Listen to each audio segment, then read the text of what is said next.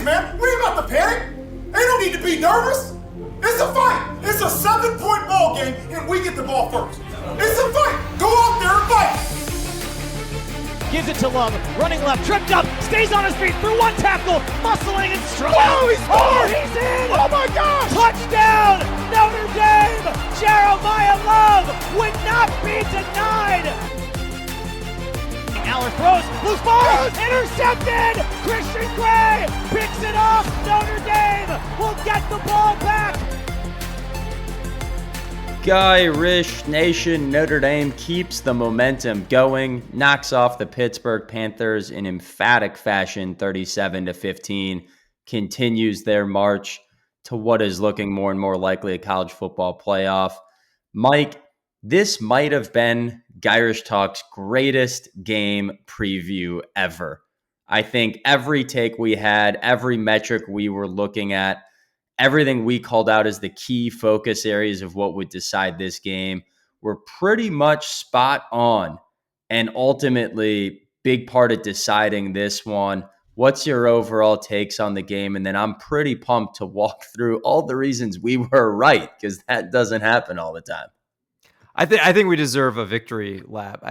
All the, as you mentioned, Brett, all the items to highlight going into this, all the strengths, weaknesses, the way that we expected the game to play out, it honestly couldn't have drawn up any better if we'd even just like scripted the game ourselves, right?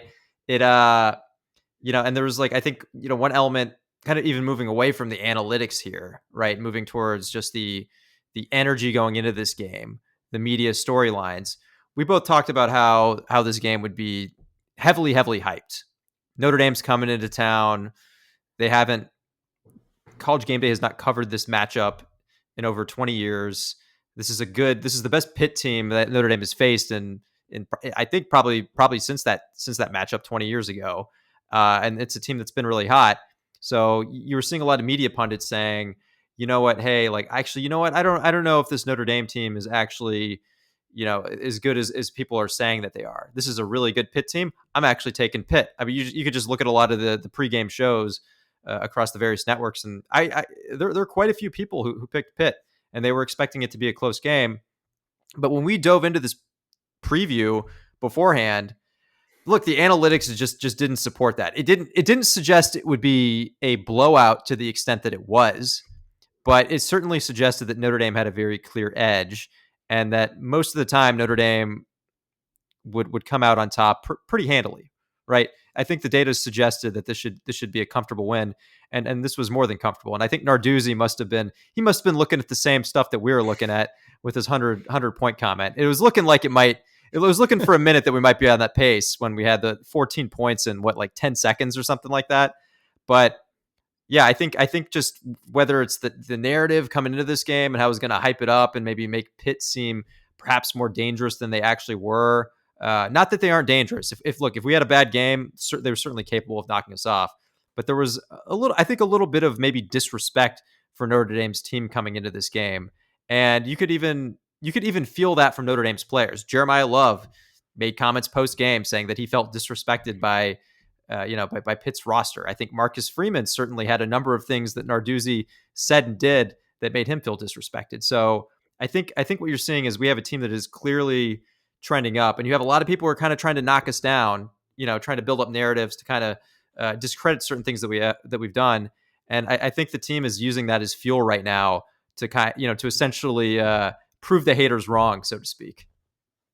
Absolutely.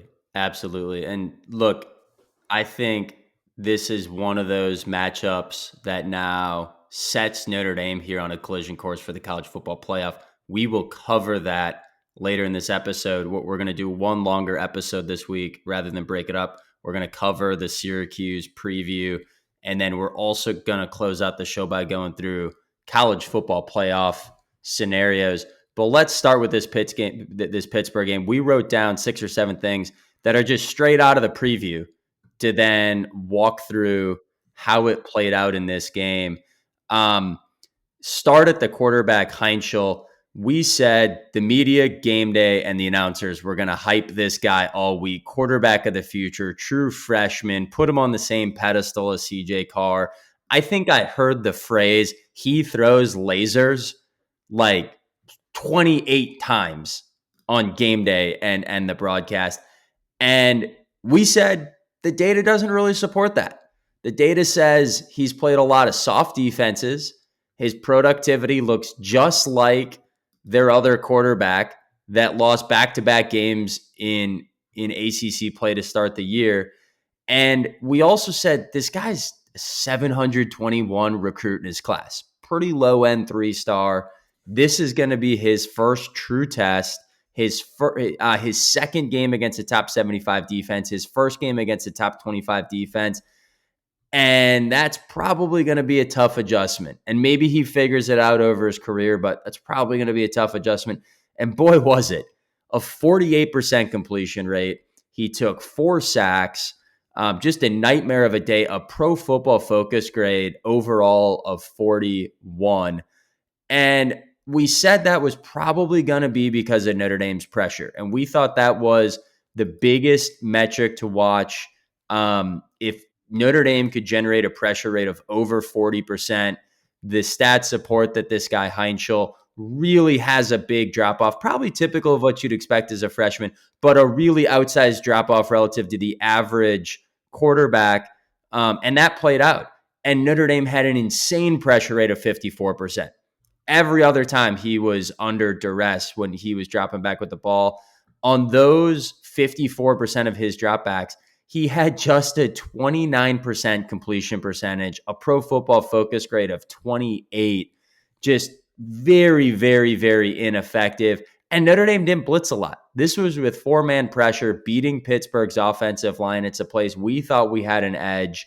And all of that added to an astronomical havoc rate of 35% for Notre Dame. So just absolutely dominated Pittsburgh's offense, never let them get the passing game going. And I think all of the hype about Heinschel, again, wish him the best in his future. He's a young kid, very possible to develop. We thought the narrative of him coming in was just way, way, way overhyped, and that talent and experience showed on the field. I think the defenses that we saw last year, where you would have a highly touted quarterback play the Notre Dame defense and look like they were seeing ghosts, it seems like that defense is officially back. And look, absolutely, this guy, I think, Brett, I think you're totally right. I think Heinschel was probably a little bit overhyped, but clearly someone who I think is talented and will be a good quarterback. And I think he probably is going to play well against most defenses. But this, as you mentioned, this was the first truly like top end defense that he had faced all year. And our defense has also been extremely battle tested, as we called out in our preview. We listed out the SP Plus rankings of the various offenses that we had played. And look, it's just a strong high number of some of the top offenses in all of college football. And that's exactly what we saw. You mentioned the pressure rate. As you mentioned, we didn't really have to blitz even that much to generate over 50% pressure, but I'll put some stats to it. We blitzed around 41% of the time, and it was 54% pressure. So that's just, again, as you called out, Brett, just really, really effective from the front seven, just making his life miserable. I think moving into the weapons for Pitt that we shut down, we called out, there were a number of guys that we thought were very effective weapons for them, and it could certainly do some damage. We thought the biggest matchup was going to be Raphael Williams in the slot against Devontae Smith. That's a matchup, that slot matchup in particular, when there's been a star player in the slot against our defense. That's something that is certainly worked against us quite a bit. Miami and Texas A&M in particular. However, Devontae Smith I thought he had a great game. Held the Pitt wide receiver to just 3 catches for 14 yards. And look, I thought this was a great day for the secondary. The Pro Football Focus grades were a little bit lower for some of our corners and defensive backs than I would have expected. I think it's just like a general comment. Brett, you and I have talked about this before. Sometimes the defensive back grades, I would say more so with the corners maybe than the safeties, but particularly the corners, and I would say the offensive line, particularly the run blocking grades. A lot of times the pass blocking grades make a little bit more sense, but there are certain grades that you have to take a grain of salt. You have to take with a grain of salt. And I think these grades for the cornerbacks and our non-safety defensive backs, like our nickel, Devontae Smith, I think that this is one where I think you look at what they did production wise, and personally, I would give them higher grades than what Pro Football Focus grade has. But yeah, I mean, getting into these stats, Moore, Gray, Smith, they played basically every snap until garbage time, and 46 pass coverage plays for these three guys, just targeted 10 times, 6 catches, 42 yards, 4.2 yards per attempt, only 1 missed tackle. So they're really limiting, yards after catch. And I get it, ton of pressure on the quarterback. So the defensive line and our front seven gets a ton of credit here. But I think when you just say these stats out loud, I don't know, just to me, it doesn't seem like there's any scenario where they shouldn't be grading out, well into the mid 70s. And Pro Football Focus had them 67 to 71, which is, look, that's decent. And 71 is certainly a solid grade. But I thought these guys balled out, and I thought the secondary, all parts of the secondary, did incredibly well. And I'm not even talking about Adon Schuler and Tay Johnson yet. Absolutely. I thought one interesting note, with Christian Gray back in the lineup and Devontae Smith, Dallas Golden didn't play in this game until garbage time. Literally last drive of the game, only had 3 snaps. So it feels like he fell out of the rotation. Devontae Smith has solidified locking down that position now that he's healthy. Christian Gray, talk about a night and day difference when we didn't have Devontae Smith against Texas A&M. He only played half the game against Miami. I think that's really standing out here as a big revelation for Notre Dame coming down the stretch run. Something else we highlighted, we got spot on. We said, hey, Pittsburgh's going to try to run the ball, but they're not very efficient at it. Just 4.6 yards per carry in this game. And importantly, their offensive line got moved by our defensive line. They had a negative 0.2 yards per carry before contact. And I want to be clear, we're looking at the metrics that does not count for sacks. This is not including sack yards. This is looking at NFL-style rushing numbers. They had negative yards per carry before contact. More often than not, they were getting hit behind the line of scrimmage on run plays than after. And really, their entire production came really from scramble yards. We called this out, Heinschel, that they don't call a lot of design runs for him. In this game, they only called 1 designed run for the quarterback. He scrambled several other times, picked up 40 yards rushing, I believe was their leading rusher. Their 2 starting running backs, Desmond Reed, who looked electric in the past game, and then Turner, they average just 2.5 yards per carry for a measly 27 yards, just never really got going. So it was a bummer to see Reed go down with an injury late in the game. I hope, the best for his recovery. Seems like a dynamic player, but this was just a physical game for a guy. They list him at 5'8". Narduzzi in an interview before the game referred to him as 5'5". So that's an inch shorter than Rudy, and just took a lot of big hits here for a gadget player. Hope he's okay and wasn't too serious. Only other things on defense, you called it, Tay Johnson, Adon Schuler. They need shout-outs in this game. Tay Johnson gave up 1 catch on the day for negative 4 yards, had the pick 6. I thought Adon Schuler, massive everywhere, doesn't allow a catch in pass coverage, comes up with a big sack in this game, had a massive hit on a tight end to break up what would have been a nice first down conversion for Pittsburgh. So the safety play, Mike, you referenced it. Those 2 guys absolutely balled out. What haven't we covered on defense?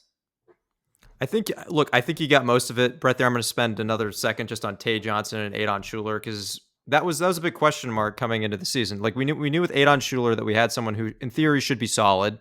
And I think he was good even from the start of the year. People like to pick on that one play against Miami with that highlight reel touchdown. But look, he even from that solid level of play from the beginning of the year, he's continued to elevate his play.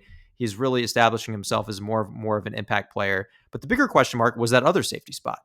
It was who is going to step up and fill that vacated spot from Xavier Watts, who is an absolute stud. If we can get productive play there, there's a lot to like about this secondary group. And look, I think what Tay Johnson is doing is, I think he's establishing himself as a potential future star on this team. Maybe not even a future star. The way he played against Pitt certainly was indicative of someone who is a star right now. It's just, as you mentioned, a phenomenal Pro Football Focus grade. Like the big plays that he made stood out. That pick six was just an incredible heads up play. I think every subsequent game that I've been watching with him this year, it seems like he's been around the ball more and more. He's getting a better feel for the defense. He's getting a better feel for what the opposing offense is trying to do. So this is a huge development. I think a big reason that our secondary has really been elevating its play is it has been the play of the safeties. And look, it's also our corners, settling into the roles more, settling into Chris Ash's defense. It's that nickel position finally getting some stability and getting some solid play.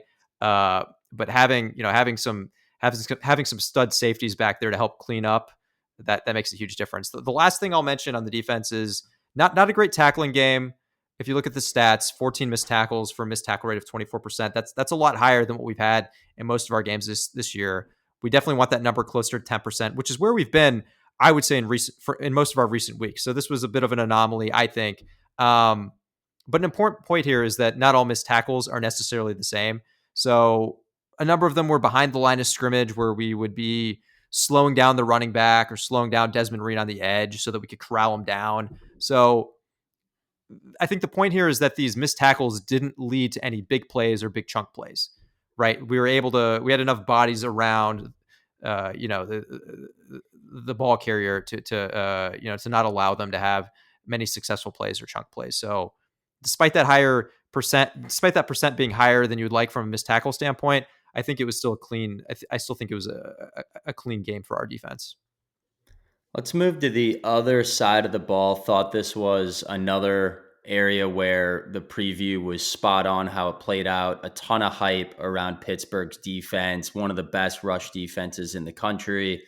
And that's, generally true. Like, they generally slowed us down and kept us off schedule. We had a 40% success rate on run plays in this game versus our season average of 48%. So in general, we weren't able to stay on schedule as often as we have, but they're susceptible to explosive plays. And in this game, it was another highlight reel day for Notre Dame. Jeremiah Love leads the way, 167 yards from scrimmage, featuring a 56-yard touchdown, one of the smoothest spin moves you're ever going to see in the middle of the field. And overall, we had 9 explosive plays according to Game on Paper. That was on 13% of our plays. That's 92nd percentile. So anytime you kind of see explosive plays happening 1 in 10, kind of 10% or higher, that's going to be a really explosive day at the office where chunk plays are really generating a ton of the productivity for the offense. We had 9 such plays in this game. I mentioned Jeremiah Love's 56-yarder. Malachi Fields had 2 catches over 25 yards for 2 touchdowns. Eli Raridan had a 28-yarder. So just a lot of chunk plays here throughout this day. And they put points on the board. 3 of those plays went for touchdowns. They put points on the board. Big time plays for the offense. And I really thought that was the difference in the game, was Notre Dame's ability to generate explosive plays. It's the Achilles heel and weakness of Pittsburgh, and Denbrock exposed it. And they just weren't able to generate enough consistency in slowing us down to limiting those big plays. And that was the storyline. That's how we put up our points in this ballgame. Exactly. And it's what we expected. Pitt has a good defense, but their story is they're effective at limiting success rate. They're effective at generating havoc, but it's the big plays, as you mentioned. And that's what we're able to do. I mean, if you look at our success rate, we had a 43% success rate. Not terrible, but not great.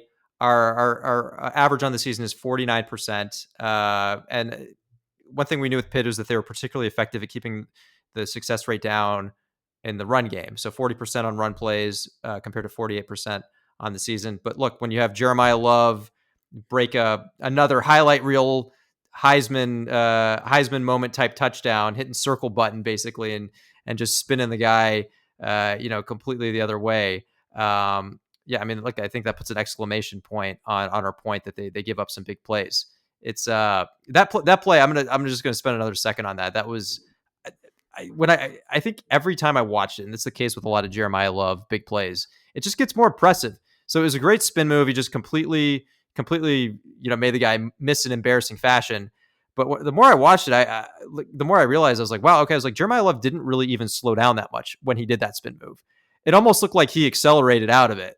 Just tells you how incredible an athlete he is, how great his balance is. Obviously, great timing to pull off that spin move when he did, and we're very spoiled to be able to watch a player like this week in and week out. And matching like these big performances and big plays that you mentioned, Brett, with some of the Pro Football Focus grades, the people that you would expect are the ones who graded out really well. Malachi Fields, you mentioned, he had some big plays. He's our highest graded player on Pro Football Focus on offense, an 83.5, which is an elite grade. Eli Raridan, 82.8. That's another elite grade. Jeremiah Love, of course, he was very high as well, 80.6. And then I'll also call out Anthony Knapp. Anthony Knapp is someone who earlier in the season seemed to be struggling a little bit in certain games. I think in particular that Miami game, although I think he was suffering with cramps a little bit that game. But it seems as of late, the last few games, his grades on the offensive line have really been improving. So he's someone who seems to be surging. He's someone that the staff has certainly been very high on and who they think has high potential. So it's good to see him grading out well. I'll spend another minute here on Eli Raridan. We called this out as a potential Achilles heel for that Pitt defense. And what I'm referring to is that their linebackers, while a strength of the defense, were a little bit weaker in pass coverage. And I think that's exactly what we saw. We saw Raridan, put up some big numbers. I mentioned he graded out well. You mentioned, some nice plays that he had. But 4 of his 6 catches, they also went for first down as well. So he was like really helping us move the chains. And a lot of that was just because the Pitt linebackers weren't able to effectively lock him down.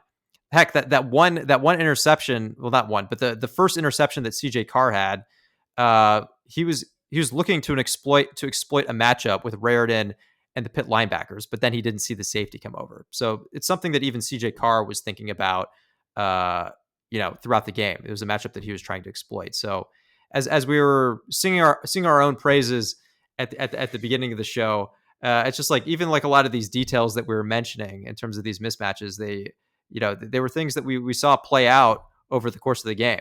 And look, we don't always get it right, but when we do, it is fun to see. Yeah, we definitely don't always get it right. So when we do, we got to take our laps. Other thing on offense, you mentioned the one interception. We're 23 minutes into the show here. Haven't mentioned CJ Carr's name very much. Look, a lot of people, covering this are saying this was a really poor performance for him. I thought he had poor moments, but in general, a good game. 2 interceptions, and they're both terrible reads. You mentioned it, not seeing the safety. The other one, turned into a pick 6 on having a wide receiver screen blown up. And it spotted Pittsburgh 10 points. One of the things about Notre Dame's defense in this game, other than a garbage time score, literally final play of the game, all of Pittsburgh's points came by way of a pick 6 and us throwing an interception where they returned it to the red zone, and we then limited him to a field goal. So can't have that happen if you're CJ Carr. But look, they blitzed him 51% of the time. And on those blitz attempts, he averaged 8.1 yards per attempt.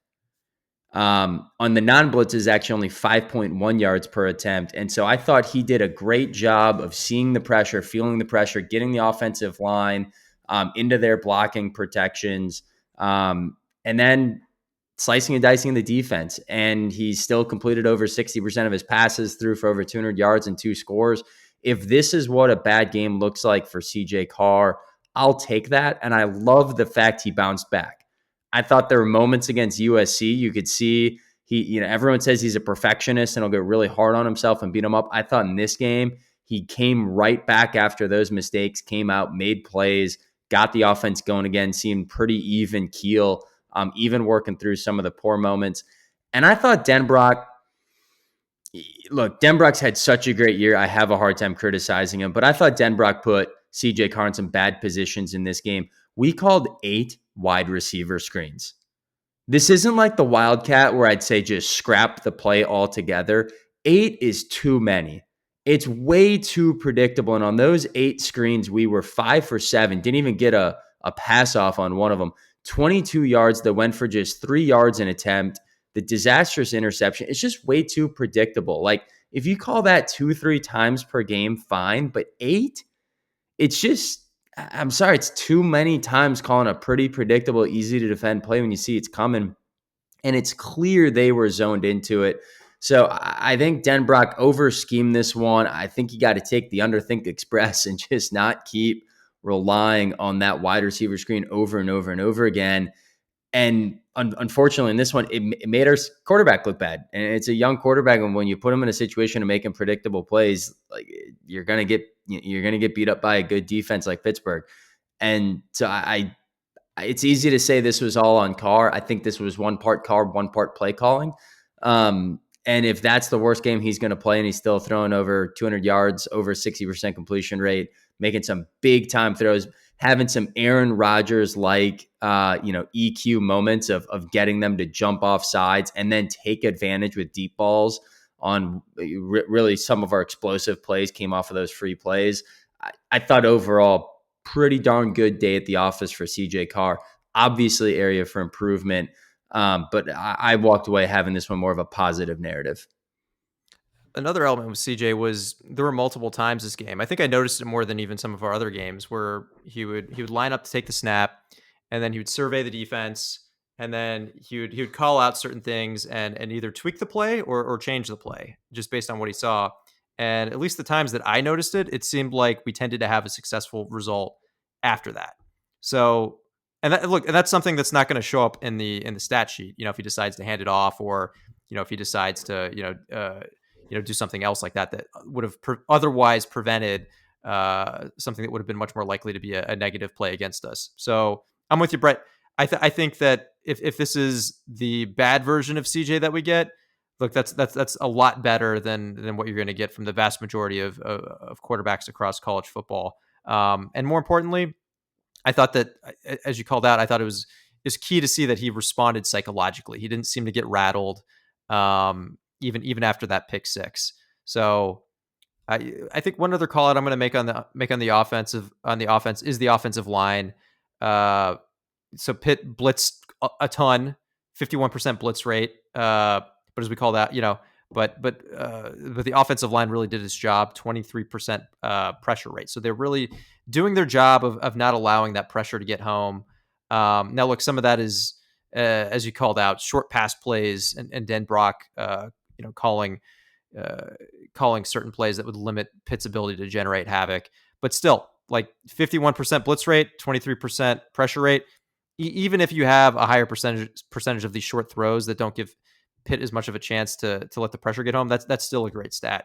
And as we called out before, sometimes these Pro Football Focus grades don't totally line up. I think generally with pass protection, they tend to be a little bit better. In this case, they were actually, I think, they weren't like totally linked with what I thought. The Pro Football Focus grades were lower than what I would have expected, just given that low pressure rate that we allowed. But look, overall, strong day in the office for the Notre Dame offense.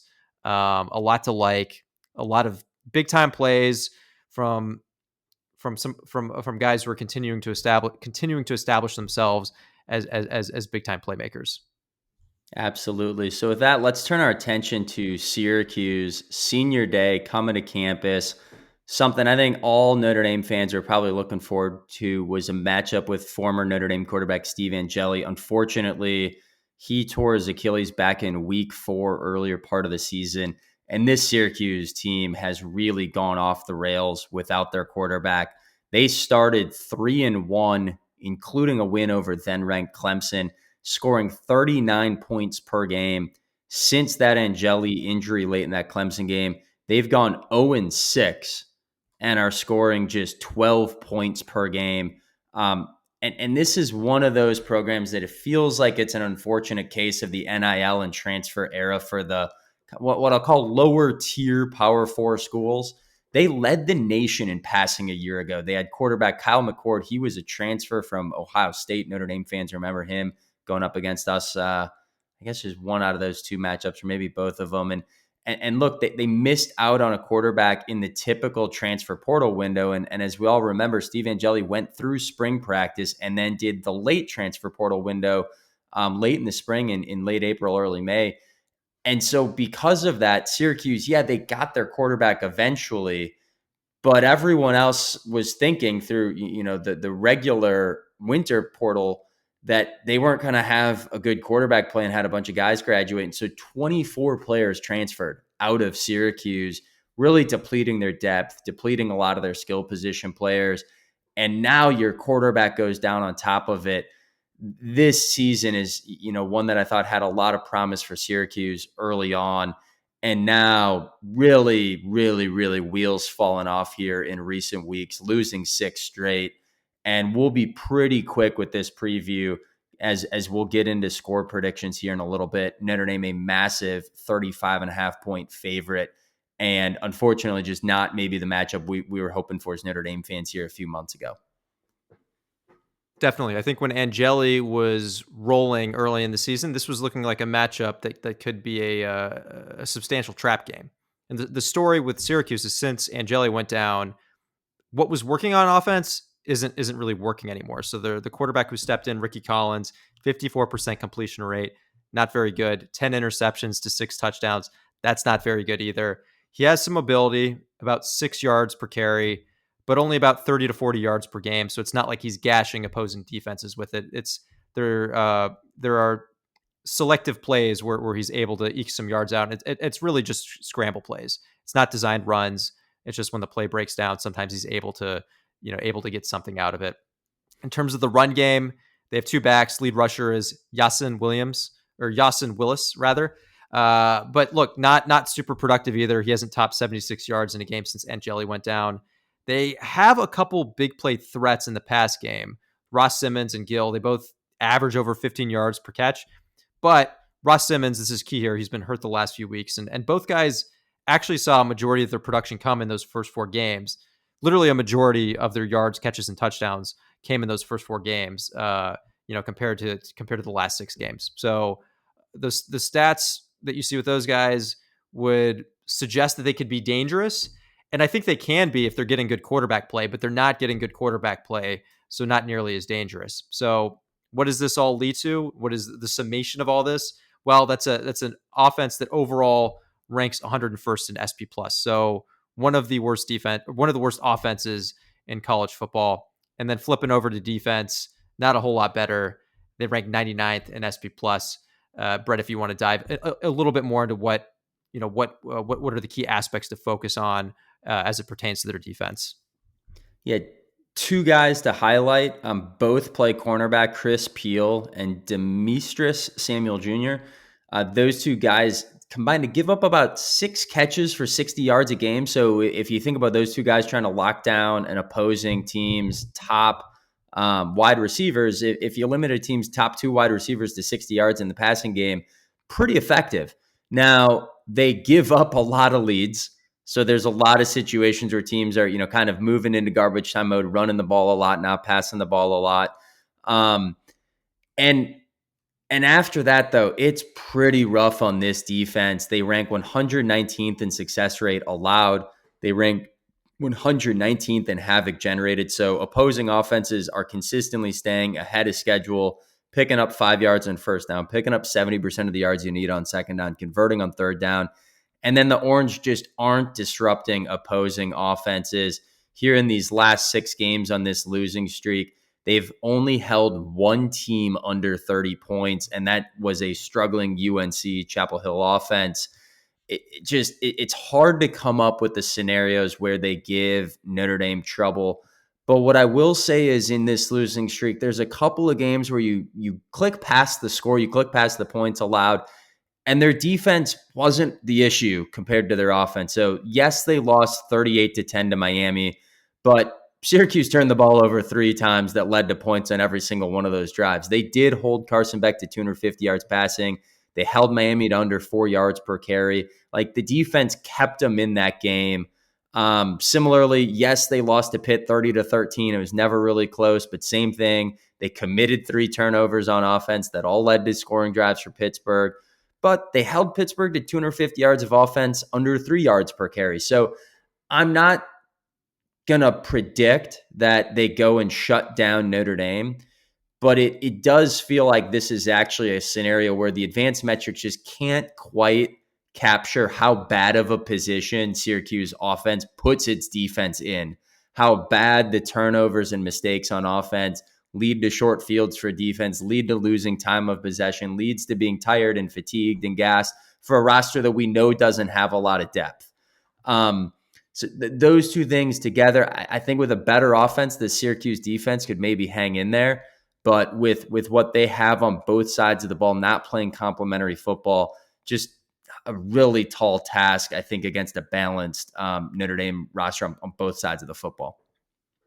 Moving into score predictions, massive spread for this game, 35.5 points per Vegas. SP Plus is right on top of that at about 35 points. This is a rare instance this year where the SP Plus and Vegas spreads have been close.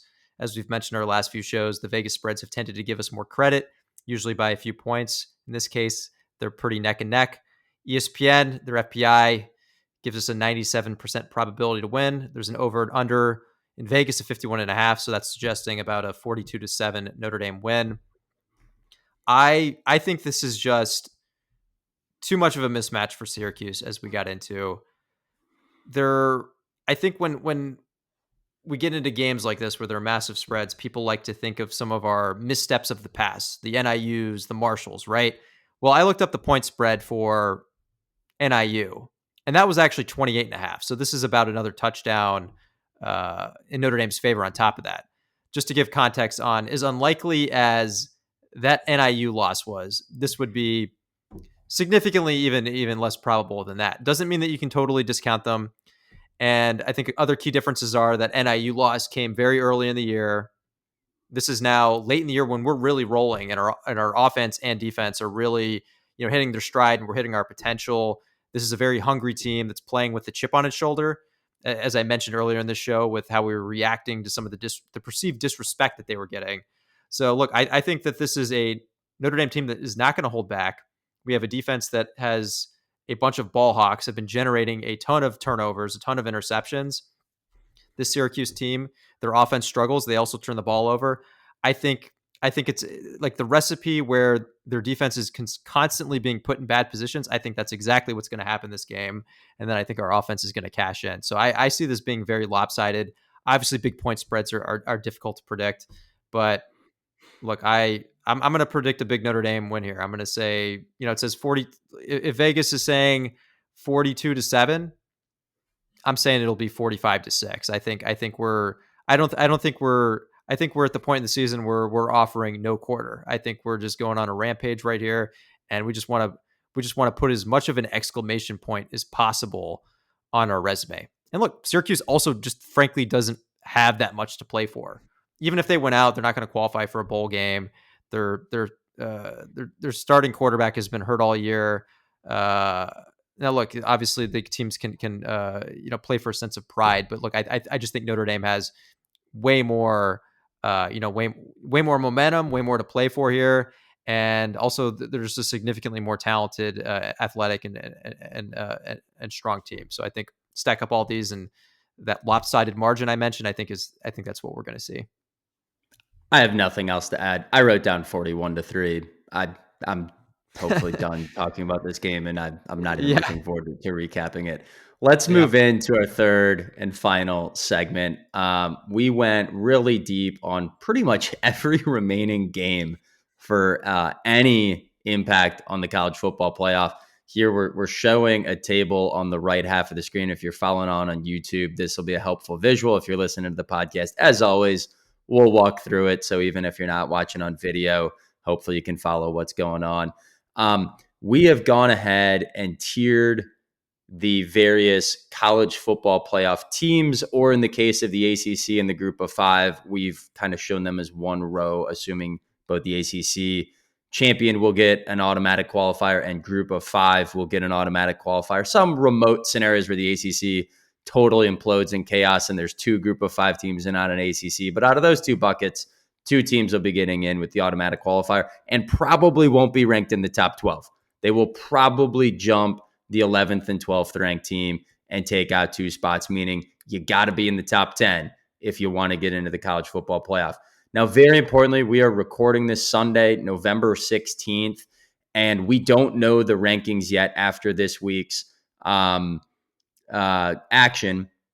That comes out on Tuesday. We are going to go ahead for argument's sake and assume that the College Football Playoff Ranking Committee follows the AP and the coaches poll, has Notre Dame at number 9, and importantly, behind Oklahoma, who has now beaten Alabama, and ahead of Alabama, who lost to Oklahoma. If you look around the internet, you could interchange those 3 teams with Notre Dame at 8, ahead of both of them, Notre Dame at 10, behind both of them. We're going to treat it, though, like we're in between. And so first things first, let me level set on what these tiers are showing. So, of course, at the top here, we have Notre Dame, and a pretty divergent outcome here between ESPN's playoff model and the Athletics. ESPN gives us a 61% chance of getting in. The Athletic gives us a 96% chance of getting in. As we've talked all really fall, ESPN's consistently been dogging Notre Dame here more than the Athletic. And our 2 remaining games, a 97% chance to beat Syracuse, 95% chance to beat Stanford, meaning there's an 8% chance between those 2 games we take 1 loss. A 92% chance we win out, an 8% chance we take at least 1 loss. The other tiers, tier 1, we are saying even if one of these teams took a loss, even if Indiana, Ohio State, or Texas A&M, Georgia took a loss, they are staying in and are likely staying in ahead of Notre Dame. In the case of a Texas A&M, 50-50, they lose that matchup against the Texas Longhorns, according to the analytical models, but that would be their first loss, and they have a head-to-head over Notre Dame. Pretty clear they'd stay above us. Similarly here for the rest of these, they're either undefeated now and it'd be their first loss, or even if it's their second, just a really strong resume that likely stays above Notre Dame. And then, of course, the automatic qualifiers. Tier 2 and Tier 3, we are saying if they win out, Tier 2 would stay ahead of Notre Dame.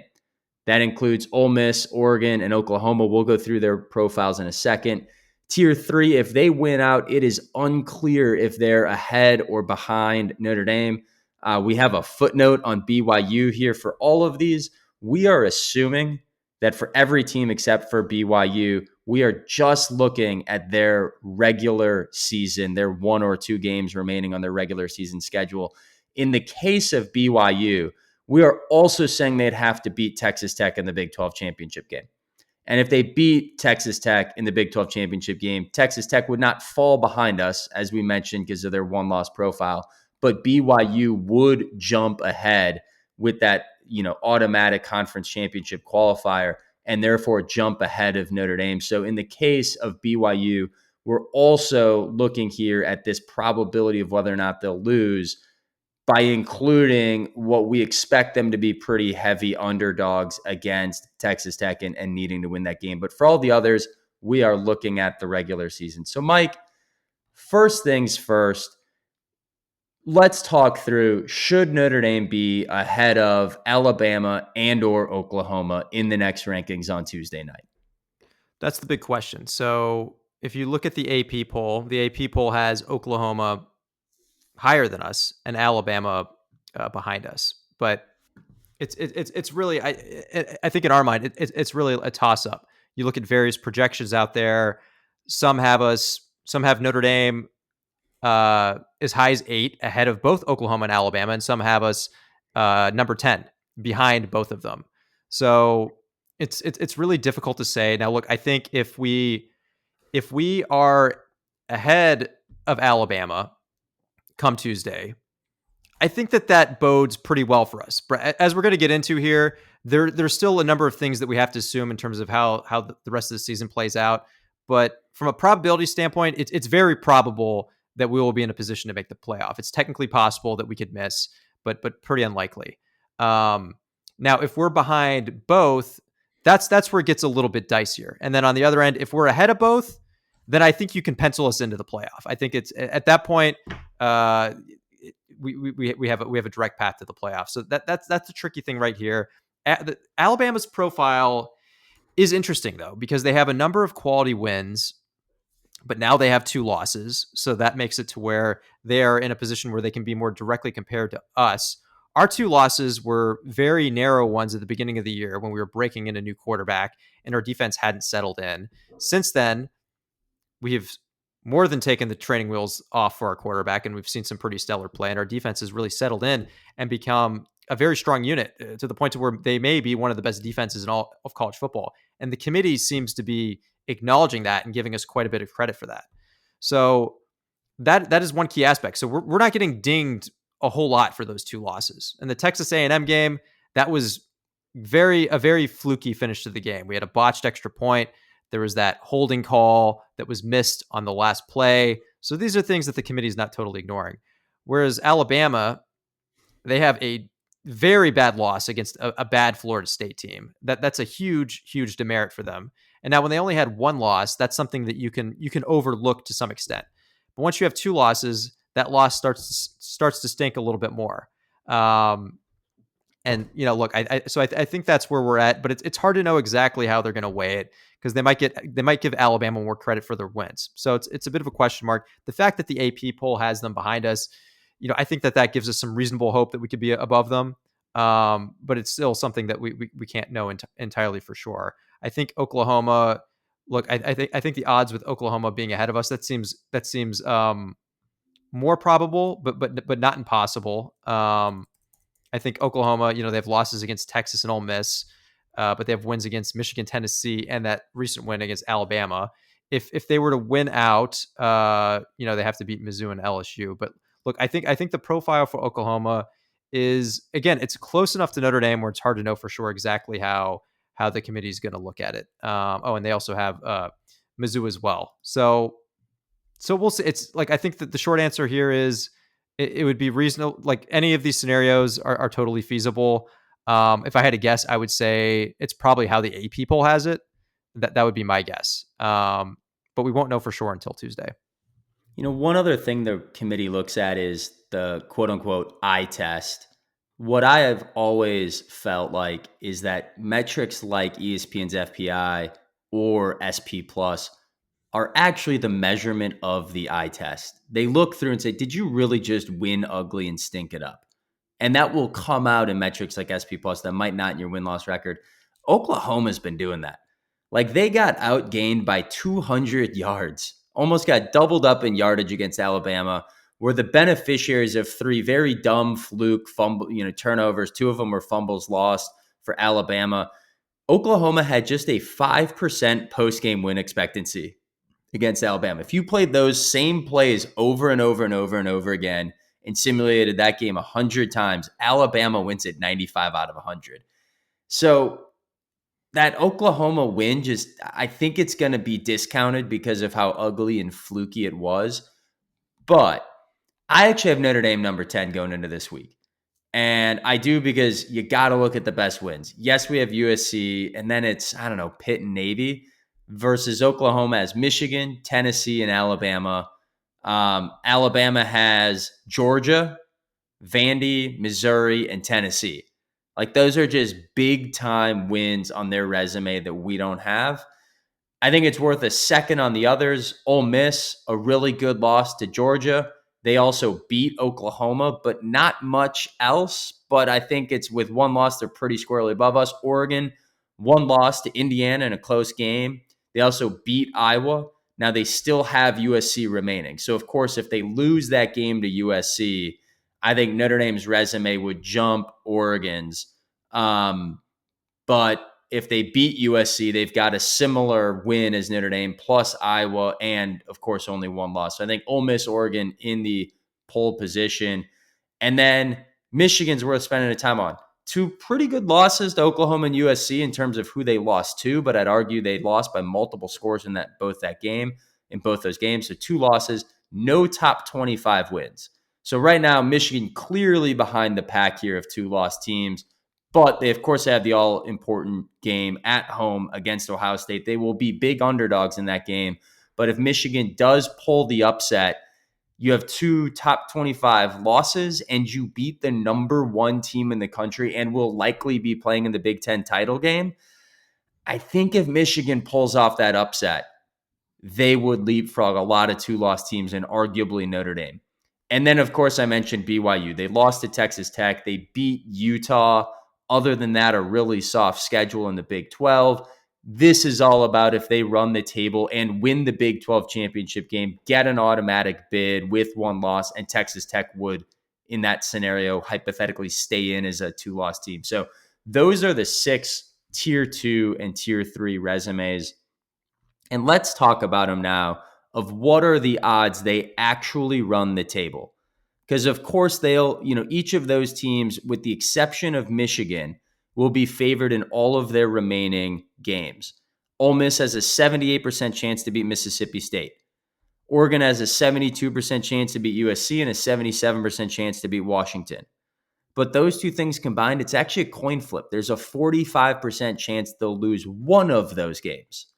Similarly, Oklahoma has Missouri, a 64% chance they win that one, and LSU, a 70% chance they win that one. But the odds are 55% of the time they will trip up and lose one of those two games. Then you move to the Tier 3, Alabama. Yeah, they've got one actual game left, excluding an FCS opponent in Eastern Illinois. I think that's where Tony Romo went. 74% chance they beat Auburn. So just a 26% chance they take a loss. Michigan, big favorites against Maryland, but we mentioned it, just a 19% chance to beat Ohio State. So overall, there's an 84% chance Michigan loses at least one game. And then BYU, as we mentioned, will be favorites against Cincinnati and UCF, big underdog against Texas Tech. Overall, there's an 87% chance they slip up in one of those 3 games. Why are we saying all that? We've identified 7 teams in this Tier 1. Indiana, Ohio State, Texas A&M, Georgia, Texas Tech, the ACC champ, group of 5. Okay, 7 spots taken care of. We are then saying there's 3 teams we think are probably ahead of Notre Dame if they win out. Ole Miss, Oregon, and Oklahoma. And then there's 3 more teams that, although it's unclear, unlikely if they do win out, but if they win out, gosh, there's a pretty good argument they could be ahead of Notre Dame. That is 13 total teams that if all of those teams win out, which is possible, if all of those teams win out, Notre Dame would be the 14th team. Now, this is where, though, you really got to look and say, yeah, but it's not about whether or not they all win out. We just need 1 or 2 to lose. And so we ran the gunkulator, and of those Tier 2 and 3 teams, there is a 95% chance 2 of those teams will have at least 1 more loss. 95% chance. Namely, resting on Ohio State, beating Michigan, and BYU stumbling at some point. But also a 50-50 chance it's Oregon, a 50-50 chance it's Oklahoma. In fact, there's I just had this number. There's a 75% chance 3 of them lose. 3 of them fall out. And so this is where you now get into, well, whose model is right, The Athletic or ESPN's? And The Athletic has us getting in 96% of the time, ESPN only 61% of the time. It's ESPN's model that we're using to say 95% of the time, at least 2 of these 6 teams lose. And if 2 of these 6 teams lose, it is really hard to come up with the other scenarios ESPN is saying we wouldn't get in the playoff. And so where all of this goes is, yes, there's scenarios, pretty draconian, where if all 6 of these teams in Tier 2, Tier 3 run the table, Notre Dame is on the bubble. And that's where you then have to get into the debates of us, Oklahoma, Alabama. But 95% of the time, we don't have to have those debates. 95% of the time, there's going to be enough chaos left in the season for Notre Dame to maintain its pole position in the college football playoff. And so, Mike, I think that leaves us with a couple other questions. We haven't mentioned the ACC social media tweet about whether or not Miami, with the same record as Notre Dame and a head-to-head win, should get in. We haven't mentioned Texas as a 3-loss team. What if they beat Texas A&M? Would either of those 2 teams or anyone else have an argument to get back into the field of play? Currently, the analytics say no. And look, I think that's also the sentiment that we've gotten from the committee. So look, of course, course, anything's possible, but it seems very unlikely. They don't seem like comparable teams to where they would be a threat to Notre Dame. I think 3 losses for Texas is too much, even with a win over Texas A&M. And right now, the committee has made various comments about Miami to where, yes, they have some good wins, but they have 2 really bad losses, and they've also shown themselves to be a very inconsistent team. So I think those are narratives that are out there, but I don't think they're ones that we really need to spend much time stressing about. And in fact, I think those teams have a shot to get in. It's just not by way of jumping Notre Dame. Miami Yes. has a real shot to go and win the ACC title game and get in via that automatic qualifier. Texas has a shot to get in, but it's beating Texas A&M, which is a coin flip. And then it's not jumping Notre Dame, but of the 6 teams we just talked about, it's the scenarios where it's 3-4 of them, right? It's Michigan losing, BYU losing, Oklahoma going down against Missouri, Oregon going down against USC. Like, that's the scenario of chaos where there's just more likely to be a 3-loss team gets in, and Texas looks like the best 3-loss team. But in any of those scenarios of chaos that I think puts a team like Texas back into the conversation, frankly, a team like USC back in the conversation, it won't be jumping Notre Dame. It'll be a lot of other chaos that puts those teams back on the bubble for one of those last seeds. So last top, I guess 2 more topics. I want to call out what Notre Dame fans should be cheering for. I also want to talk about our path, though, first to hosting a home game here in the college football playoff. What would that take? Well, we just said we're starting from the point where we need help, although very, very likely, but we need help starting from the 14th spot is the worst it could get. If we're talking about getting to a home field, though, we're also saying we would be ranked higher than the ACC champ and higher than the group of 5 champ, but would just be jumped by them in terms of the seeding as they'd get automatic qualifiers. So we're really saying like the worst it's looking like is we would slip to 12th. And more likely than not, there's going to be stumbling that gets us to 10. Then you'd really need, though, a little more stumbling to get us up to 8. And so what does that look like? Well, of those 6 teams that we're talking about, you would need 3 of them to lose. You'd have the ACC champ behind us, the group of 5 champ behind us. That would leave 5 teams here in our tier 1. And then with Notre Dame and 2 others of our 6 here, you'd need 4 more to lose. So what are the odds that 3 teams lose? 75%. What are the odds that 4 teams lose? About 40%. So 40% of the time, 4 of those 6 teams. And that's probably coming from Oregon, Oklahoma, Michigan, BYU, all taking an L. And Notre Dame would then very safely move up to the 8 seed. Or you also just win the profile battle against Oklahoma and Alabama on this 2-loss line. And frankly, that's what The Athletic is predicting right now. The Athletic is predicting Notre Dame will end as the 7 seed. And it's on the argument, hey, there's going to be some chaos that moves Notre Dame up into that 8, 9, 10 zip code or keeps us in the 8, 9, 10 zip code. And with that chaos, we wind up beating up some other teams here on a 2-loss comparison. And that's where I think it's worth looking at resume metrics.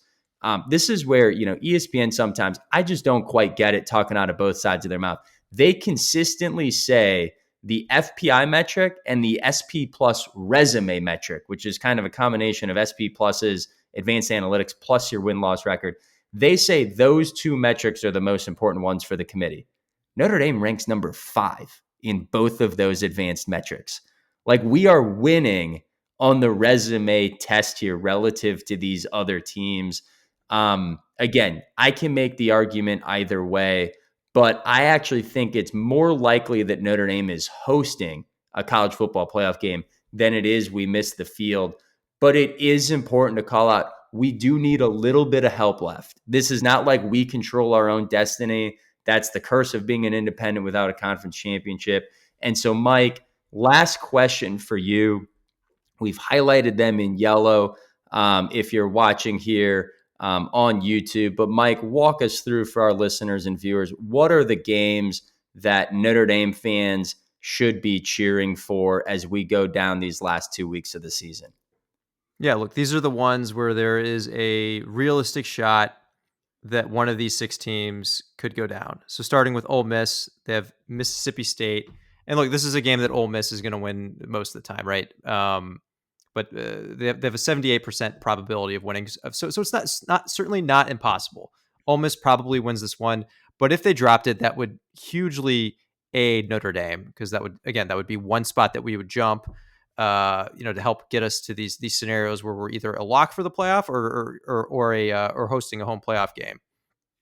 Oregon similarly have 2 games that are games which they individually they should win each of them, but as you mentioned, Brett, when you put them together, that's where the probability gets a little bit dicier. So that's USC, and they have a 72% chance of winning that, and then Washington a 77% chance of winning, per ESPN FPI metrics.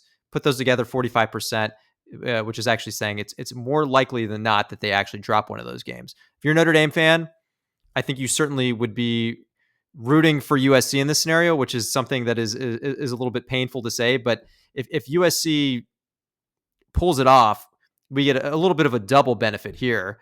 One, Oregon would drop below us, but then USC would look like an even better win. And so that's another thing that if we get into a scenario where we're stacking up profiles against teams like Alabama and Oklahoma for, a spot or or seeding, those are the types of things that help give us a little bit more of a case. So that's one of the, I would say that USC game in particular is one that we really, really need to focus on. For Oklahoma, I think that Mizzou game is key. That's one where they're certainly going to be favored, and it's certainly one that they will win a majority of the time. But it's a game that you could expect to be tight. It's only a 64% chance that they actually win that. That is by no means any sort of certainty. That is a game that they could drop. 64% is that is a game that goes against the favorite many times.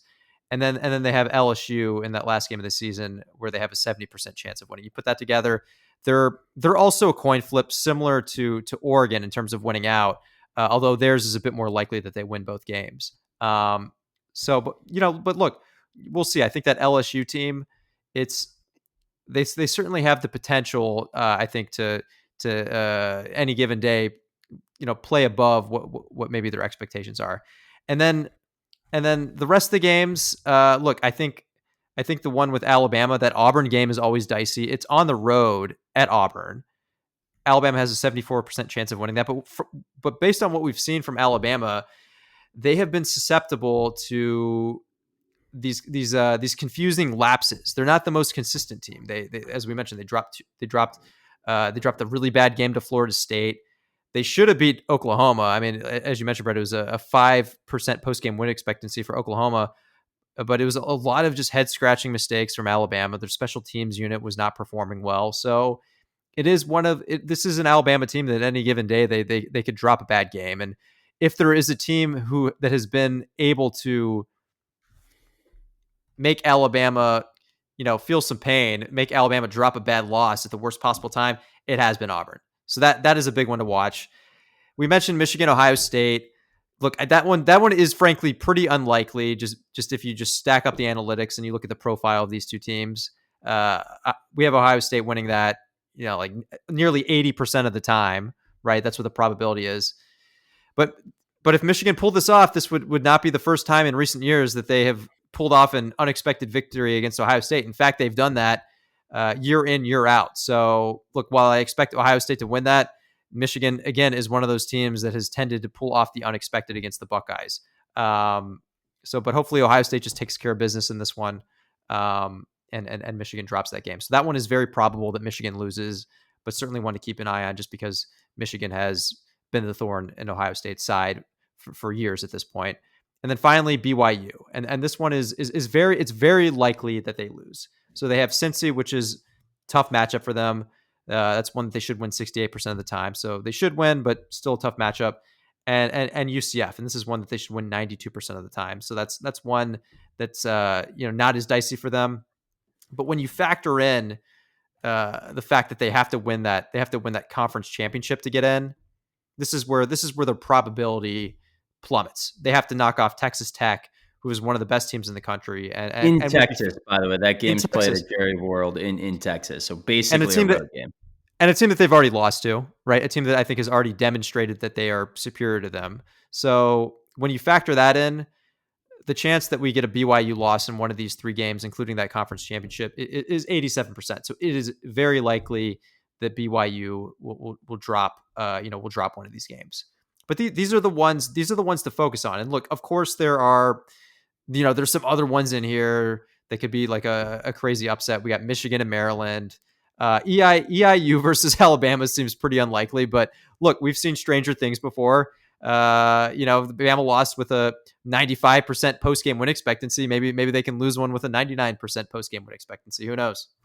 Confirmed Tony Romo. What was the quarterback for Eastern Illinois back in the day? One of the things too, I think a lot of fans sit and look at win percentages and odds, and they're like, yeah, but like, there's no way Alabama will lose to Auburn that's 1-6 in the SEC. Like, that never happens. It's like, well, that's not true. Like, it's closer to like a coin. Like, a lot of these games are closer to coin flips than they are to a given. And it's important to remember, like, Auburn hung in there and lost by 7 to Vanderbilt, 6 to Missouri, 10 to Georgia in a game that was really close late, 6-point loss to Texas A&M on the road, a 7-point loss to Oklahoma on the road. Like, they're going toe-to-toe with these teams, even looking at Missouri here, who, yes, their star quarterback, Prebula, went down. They've been playing with a backup here the last few weeks, but, went toe-to-toe with Vanderbilt. They only lost to Alabama by 3.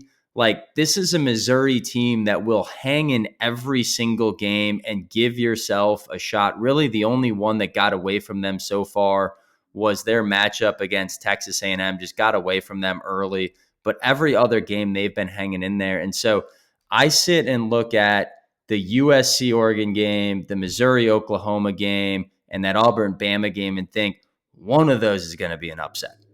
I don't know which one, but those 3 teams all hang in there, play competitive. They're not going to get blown out. They're fundamentally sound. They're talented. They've got 4 and 5 stars on the field. I think a lot of times it's easy to look at, well, they're all heavily favored. They're all going to win. And it's like, there's a reason why there's a lot of 9-3 football teams. There's a reason why there's a lot of 8-4 football teams. It's because these games can go either way. They're not all juggernauts that are walking in here.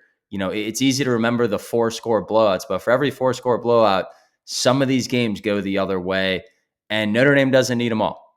Notre Dame needs Michigan and BYU that should be losses in the other direction, and any amount of chaos after that is just gravy on top. But we're not out of the woods yet. Notre Dame needs to be cheering for the teams highlighted in yellow, certainly to move up into pole position for a home game. But as of right now, Notre Dame's controlling what we're controlling. 2 games to go where we'll be heavily favored.